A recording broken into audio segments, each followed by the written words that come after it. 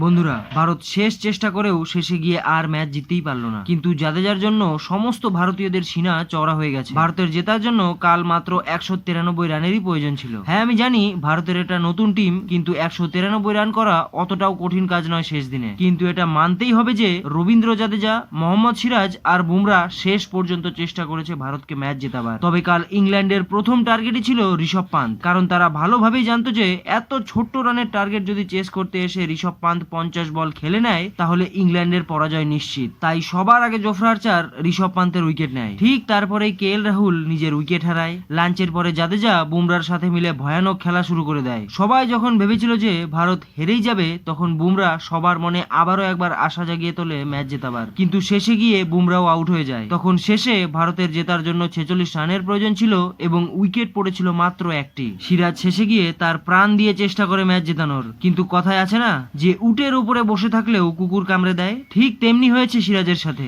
শোয়েব বাশিরের বলে সিরাজ একটি বল খুব সুন্দর ডিফেন্স করে, কিন্তু তারপরেও বল গিয়ে তার স্টাম্পে লেগেই যায়, যার ফলে ভারত শেষে গিয়ে 22 রানে ম্যাচ হেরেই যায়।